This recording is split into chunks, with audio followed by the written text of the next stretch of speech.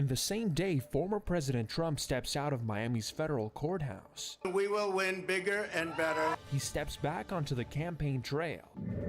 Win or go home for the Florida Panthers. Ekblad with some room. Score! As they try to force the Stanley Cup Finals back to sunrise. And the dangers associated with summer temperatures. If you think about needing help, ask for it. How you can keep your cool. These stories and more coming up on Newsbreak.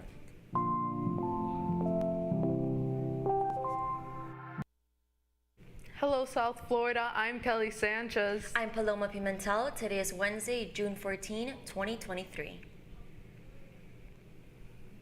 Live from the Lee Caplin School of Journalism and Media in North Miami, this is Caplin News. Coffee break between his federal court appearance and his campaign flight to New Jersey. Former President Trump made a stop at Versailles. The former president telling a federal judge he's not guilty. Caplin News reporter Kenya Cardone was at the courthouse yesterday. She joins us this morning from the control center. Former President Donald Trump appeared at the federal courthouse in Miami yesterday and pleaded not guilty to 37 federal charges involving the alleged mishandling of classified documents, and then went straight to spend time with his supporters. But they will fail and we will win bigger and better. A historic court appearance for the first time ever, a former U.S. president facing federal charges. Food for everyone. Food for everyone. Donald Trump appearing at the popular Cuban restaurant Versailles just minutes after his arraignment in Miami inside a federal courtroom yesterday, where he pleaded not guilty to the 37 federal counts against him, including allegedly mishandling highly sensitive classified documents and conspiracy to obstruct justice. They've only charged him with 31 out of the hundreds of documents that they've seized. During the proceedings, witnesses say that Trump appeared somber, even scowling during his arraignment. His aide and co-defendant Walt Nada appeared with him in court, but didn't enter a plea because he didn't have a local attorney. Nada is facing 6 charges, including conspiracy to obstruct and concealment, for allegedly moving document boxes at Mar-a-Lago at Trump's request. If they're anything like some of the things we presented to Trump in the Oval Office and the Situation Room and the tank at the Pentagon, it could cause enormous damage, incalculable damage to the United States. Prosecutors told the judge they don't consider Trump a flight risk and he's free to leave Florida with no restrictions, allowing the former president to travel to New Jersey for a campaign fundraiser last night as the case polarizes his own party. We cannot take this lightly. It's obvious what the president did was wrong. I just don't see it as a sham indictment. It's very problematic. There's a reason I'm not defending it. I would like to find out all the truth of it. Obviously, if that's the truth, I'd be very concerned. During his campaign fundraiser in New Jersey, Trump said he had, quote, every right to have these documents, and said prosecutors, quote, ought to drop this case immediately because they're destroying our country. In the control center, Kenya Cardone, Caplin News. The saying goes, what happens in Vegas stays in Vegas, and this morning what we're talking about is the Stanley Cup. After an unbelievable playoff run, the number 8 seed Florida Panthers finally got eliminated from the NHL playoffs last night, with Florida's best player out with an injury and the Vegas Golden Knights playing out of this world. It just wasn't meant to be. The coach says the season was special. It was a wonderful gift from those players, those men, to the coaching staff. We really, truly enjoyed our lives this year. The final score was Panthers 3, Vegas 9. The Golden Knights win this series 4-1. Interest rates have been on the rise for some time now, and the Federal Reserve is deciding whether they should let it continue or put it on pause. As CNN's John Lawrence reports, the decision will be made today. This may be an especially sunny month for Wall Street and U.S. households. We've had more than a year of interest rate hikes, and it does appear as if those dousing of inflation fires, the efforts by the Federal Reserve, do appear to be working. After announcing numerous increases since March of 2022, the central bank is hinting that it may skip one for June. The Fed has been administering a kind of medicine in the form of higher interest rates since March of last year. And like a patient that needs to recuperate, I think Federal Reserve officials want to sort of stand back, make some observations about how the economy is handling all of that. But even if the Fed holds steady, analysts say another increase could come later this summer. I don't think any consumers are really ready to jump up and down and say that, oh boy, you know, the fight against inflation is over and it's off to the races with spending. The Fed's 10 consecutive interest rate hikes have also played a factor with the U.S. job market, bringing an end to the so-called Great Resignation when almost 50 million people quit their jobs in the 2 years following the pandemic. The government reports the number of people leaving their jobs dropped by 49,000 in April compared to March. And the so-called quitting rate is essentially back to the pre-pandemic average. I'm John Lawrence reporting. The Producer Price Index reports for the month of May are also due today, but investors say that's not likely to change the Fed's decision on June unless they show inflation rates are wildly above expectations. After yesterday's trading day, the Wall Street Journal reports that Nvidia is the 7th American company to reach $1 trillion value. This year alone, the tech company displayed a 181% increase due to manufacturing semiconductors, which is crucial to advanced artificial intelligence.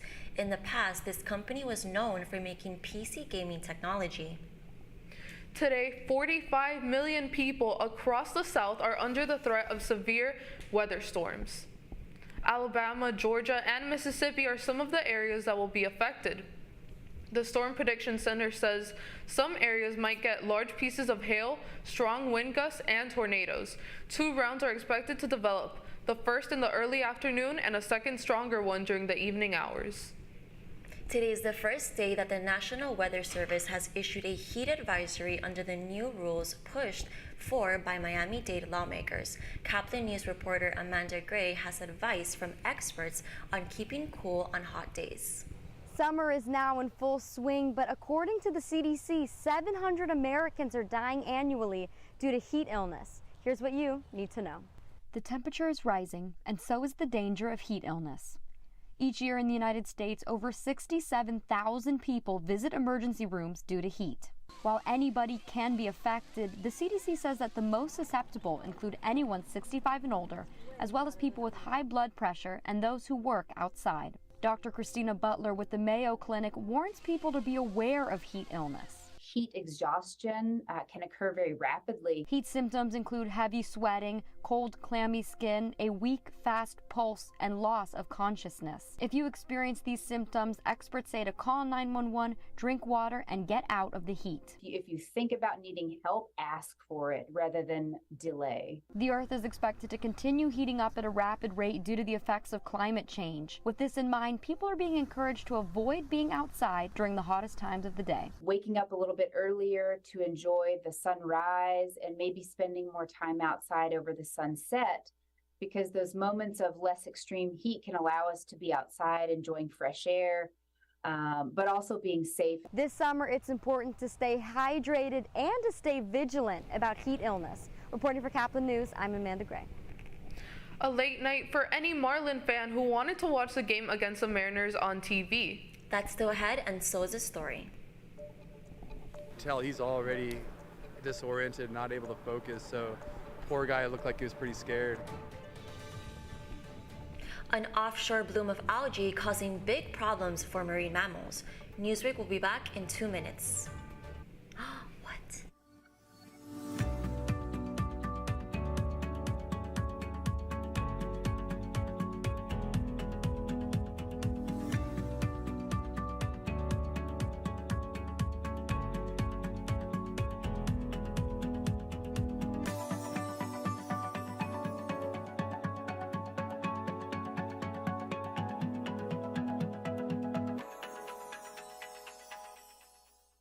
See us dream. See us remember. See us protest. You matter! Your feelings matter! Your identity matters! Everything about who you are matters! See us fight back. See us rebuild. See us shatter stereotypes. See us inspire. See us united. See us now.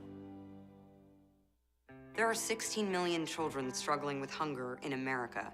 That's 1 in 5 daughters, sons, neighbors, and classmates who don't know where their next meal is coming from. Yet billions of pounds of good food go to waste every year. It's time we do something about it. Feeding America is a nationwide network of food banks that helps provide meals to millions of kids and families in need. Visit feedingamerica.org to help them feed even more. Together, we can solve hunger. Together, we're feeding America.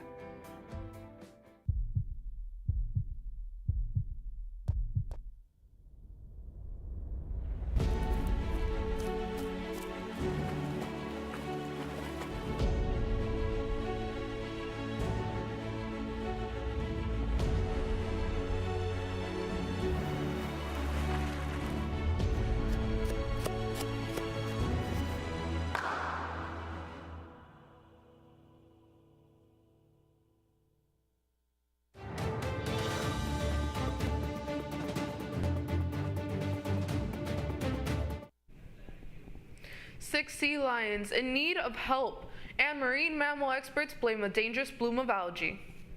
Marine mammals near Los Angeles are in danger of dying due to a toxic algae in their food chain. There have been emergency rescues of the coast of California as more dolphins and sea lions have died offshore. Inside of the fish that these animals eat, there is a high amount of toxins in the algae that cause them to be infected. Rescuers are doing all they can to save these marine mammals from dying. They can dissipate the toxin from their body within a 24 to 72 hour period. If we can get to them and get fluids in them and other treatments, we feel it helps them out.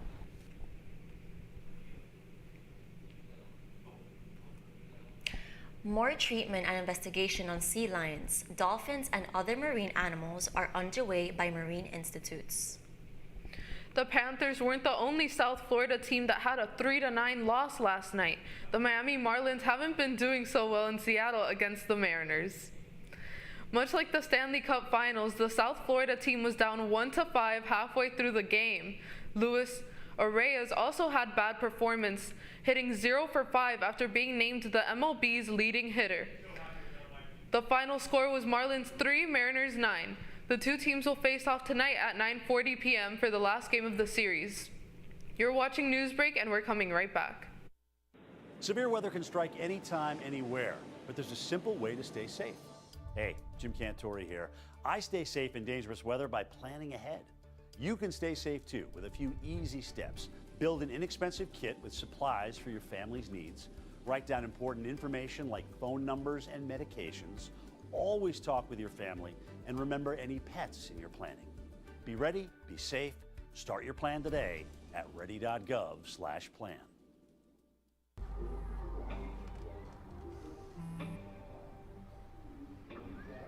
I don't know why you're so sad. You've got a roof over your head. You gotta stop with that depressing stuff. That's what white people think. You all right? It just feels like it's coming from everywhere. Do you want to talk about it? You can talk to me if you're feeling sad. Whenever you need to talk, I'm here, okay?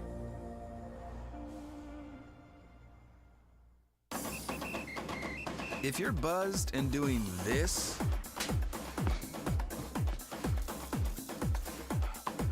to make yourself feel okay to drive, ZWX.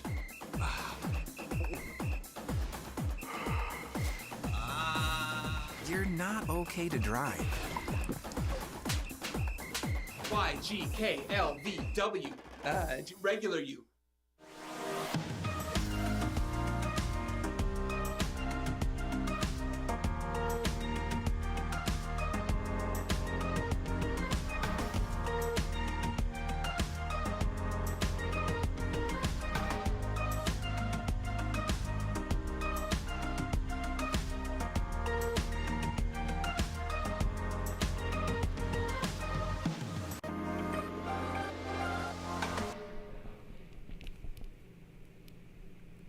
That's all the time we have for Newsbreak. I am Paloma Pimentel. I'm Kelly Sanchez. Get more news anytime at caplinnews.fiu.edu.